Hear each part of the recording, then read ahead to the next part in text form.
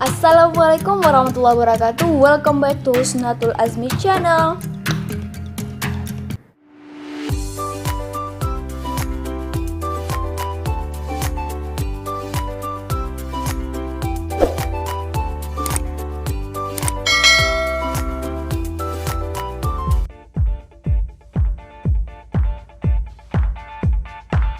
Oke guys, pada video kali ini Ami akan membahas edukasi tentang strategi berbicara yang cocok untuk anak SD. Jadi stay tune terus ya sampai habis.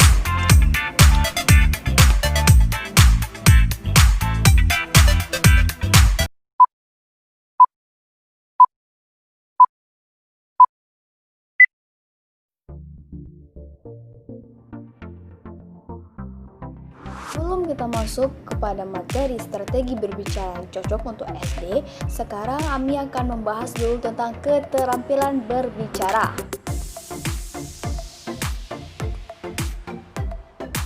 Apa itu keterampilan berbicara? Keterampilan berbicara adalah salah satu keterampilan berbahasa yang perlu dikuasai oleh siswa SD. Dalam keterampilan berbicara diperlukan kemampuan dan keterampilan khusus seperti pemilihan kosakata, penyusun kosakata menjadi berstruktur dan pengucapan yang sesuai. Pertama itu adalah ulang ucap.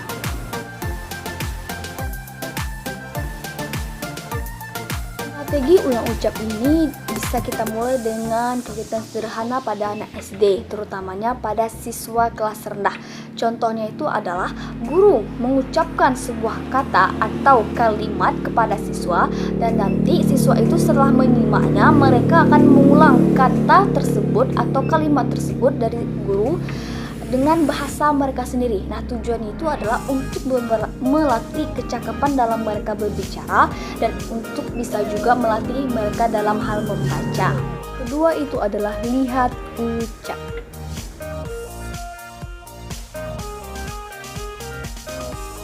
Pada strategi lihat ucap ini, siswa ditugaskan untuk mengucapkan suatu kata dan kalimat yang berhubungan dengan benda yang diperlihatkan oleh guru. Akan tetapi, siswa tidak dapat mendengar ucapan, kata, atau kalimat dari guru atau siswa lainnya. Akan tetapi, melihat tulisan yang merupakan kartu yang berisi tulisan kata atau kalimat yang harus diucapkan dengan benar. Misalnya itu adalah guru mempersiapkan sebuah benda di papan tulis. Nah, sehabis guru mempersiapkan benda di papan tulis itu, siswa dapat menyebutkan benda-benda apa saja yang ada di depan papan tulis tersebut. Selanjutnya untuk strategi lihat ucap itu adalah siswa dibagi oleh guru dari beberapa kelompok, misalnya nih kelompok 1 sampai kelompok 4. Nah, masing-masing dari kelompok itu duduk melingkar. Nah, satu persatu anggota kelompoknya itu maju ke depan melihat benda apa yang ada di meja gurunya. Misalnya meja gurunya itu ditutup sama gurunya kan, terus dilihat benda apa aja sih yang ada dalam sini, satu persatu anggota kelompoknya. Nah, sudah masuk, udah maju satu, maju lagi ke anggota kelompok yang lainnya. Setelah semua siswa dalam kelompok tersebut mengamati benda, siswa itu diminta untuk saling berdiskusi dengan anggota kelompoknya tentang benda apa saja sih yang dilihatnya. Nah, masing-masing kelompok menyebutkan benda itu secara lisan di depan teman-temannya. Boleh dari kelompok lain, boleh juga dari kelompok lain menanggapi apa yang disampaikan oleh kelompok-kelompok yang lainnya.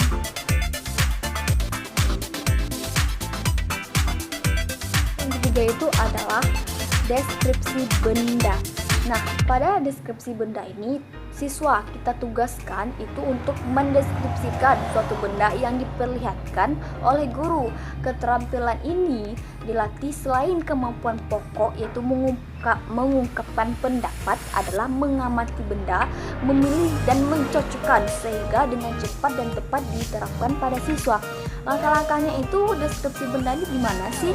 Nah, langkah-langkah yang perlu dilakukan guru dalam deskripsi benda itu adalah siswa kita bagi beberapa kelompok nih.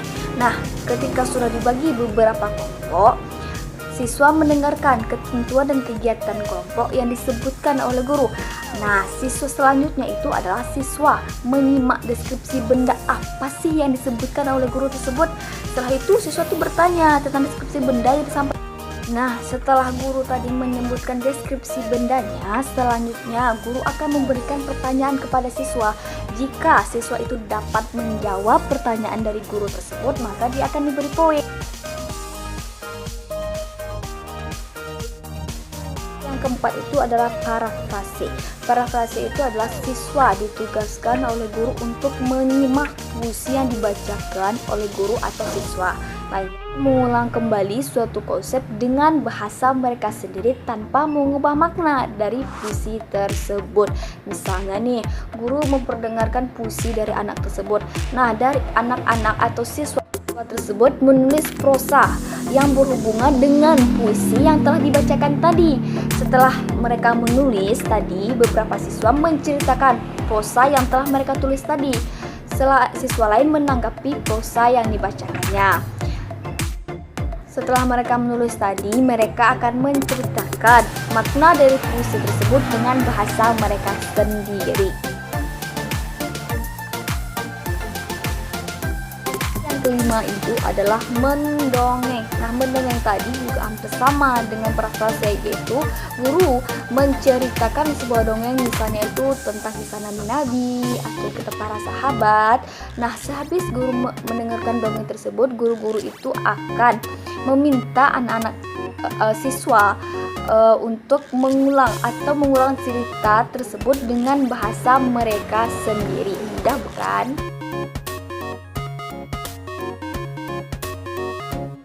Strategi yang keenam itu adalah cerita berantai. Nah, cerita berantai ini misalnya guru tersebut membagi beberapa siswa itu menjadi 4 kelompok.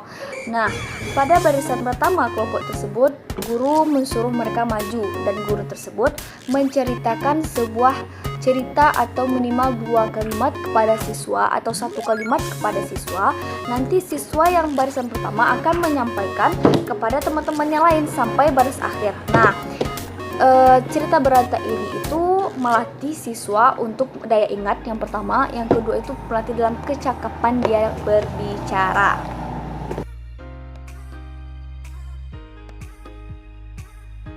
Ketujuh itu adalah berpidato. Nah, ini adalah suatu kegiatan di mana seorang guru menyuruh kepada siswa untuk mendengarkan sebuah pidato, dan setelah itu siswa diminta untuk berpidato di depan teman-teman yang lainnya. Nah, di sini itu dapat kita simpulkan ya guys, bahwasanya berpidato itu adalah dapat melatih mental siswa. Yang kedua, kepedeannya dalam penampilan di depan umum. Yang ketiga itu dalam kepasnya dalam berbicara.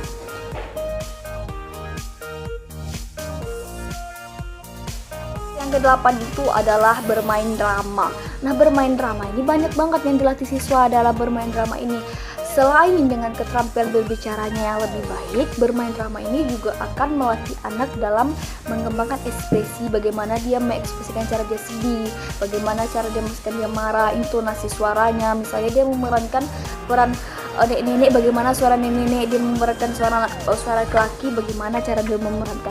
Selain dengan keterampilan berbicara yang dilatih, juga melatih yang seperti saya bilang tadi. Oke guys, sampai di sini dulu video edukasi Ami pada kesempatan kali ini, yaitu tentang strategi berbicara yang cocok untuk anak SD. See you next video edukasi lainnya. Jangan lupa like, comment, and subscribe channel YouTube ini, karena dengan subscribe kalian semua, Ami akan lebih semangat lagi dalam mengupload video-video edukasi lainnya. See you next video guys. Assalamualaikum warahmatullahi wabarakatuh.